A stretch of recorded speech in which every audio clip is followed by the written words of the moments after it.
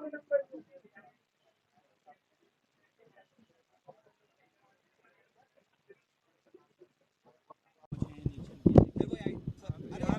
आज यहाँ पर निरीक्षण किया गया है और सारी व्यवस्थाएं सुव्यवस्थित पाई गई। पहले तो जो स्ट्रांग रूम है जहाँ पर ईवीएम्स रखी गई हैं, वहाँ का भ्रमण किया गया। वहाँ पर स्ट्रांग रूम का जहाँ पर ताला लगा हुआ है, ठीक उसी के सामने सारे कैंडिडेट्स की, उनके प्रतिनिधियों के रुकने की व्यवस्था है। वहाँ पर लगभग सभी कैंडिडेट्स के प्रतिनिधि मौजूद हैं, व्यवस्थाओं से पूरी तरीके से संतुष्ट हैं। और पहले जो होता था कि इनको थोड़ा दूर पे रुकवाते थे, इस बार हम लोगों ने स्ट्रांग रूम का जहाँ पर ताला है ठीक उसी के बाहर उनको रुकवाया है, जिससे कि वो हमेशा ताले को खुद भी देख सकें और सीसीटीवी और स्क्रीन के माध्यम से भी उनको वो चीज़ दिखाई पड़ रही है। इसके साथ साथ सभी जगहों पर जो मतगणना की तैयारी चल रही है वो भी सुव्यवस्थित पाई गई। जो काउंटिंग एजेंट्स हैं जहां से घुसने हैं और जो ईवीएम्स का मूवमेंट है, दोनों रास्तों को बिल्कुल अलग अलग किया गया है। कहीं से भी क्रिस क्रॉसिंग नहीं होगी, जिससे कि किसी भी तरीके की शंका या शिकायत की संदेह जो नहीं बच जाता है। सभी जगहों पर 14-14 टेबल ईवीएम मशीन को गिनने के लिए रहेंगी और इसके अलावा पोस्टल बैलेट के लिए जितने पोस्टल बैलेट्स हैं उसके आधार पर कहीं पर 2 टेबल, कहीं पर 3 टेबल, कहीं पर 4 टेबल पोस्टल बैलेट्स के लिए अलग से लगाई जा रही हैं। उन पर भी जो पॉलिटिकल पार्टीज और कैंडिडेट्स होंगे उनके एजेंट्स रहेंगे। सभी जगहों पर अंदर आरओ के बैठने की व्यवस्था रहेगी, ऑब्जर्वर के बैठने की भी व्यवस्था रहेगी। कैंडिडेट या उसका जो इलेक्शन एजेंट है, दोनों में से कोई एक, वो भी आरओ कक्ष में मौजूद रह सकता है।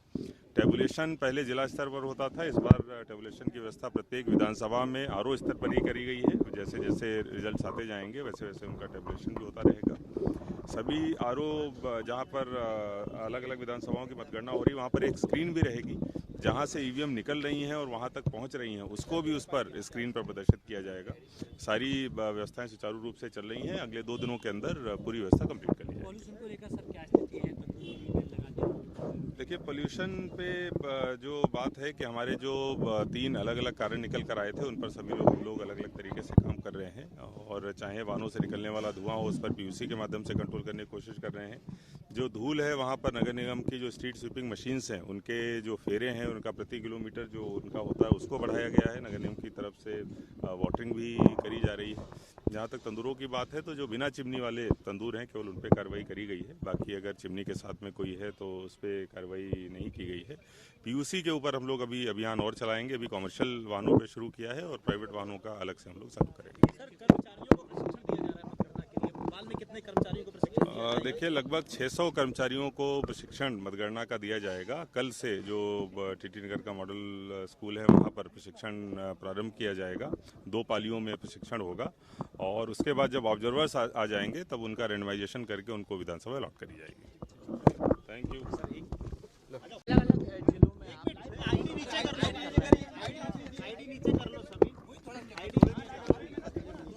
एक सेकंड रुक जाओ।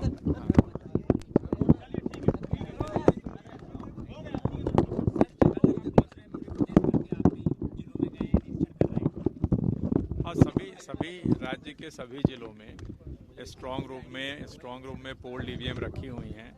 मतगणना स्थल की तैयारियां चल रही हैं। 3 तारीख को काउंटिंग है, उसी सिलसिले में हम लोग देख रहे हैं।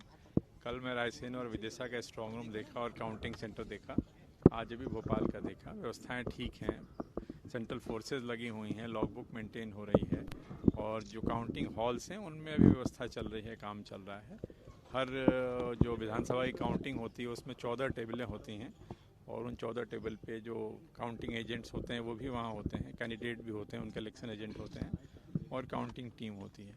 तो पूरी तैयारी चल रही है और हम लोग सभी जगह पूरे राज्य में सभी जिला मुख्यालयों पे स्ट्रांग रूम पूर्णतः सुरक्षित हैं और आयोग के जो निर्देश हैं कि वहाँ पे सेंट्रल फोर्सेज हों, सीसीटीवी लगी हो, सीसीटीवी स्क्रीन पे स्ट्रांग रूम का जो गेट है वो दिख रहा हो।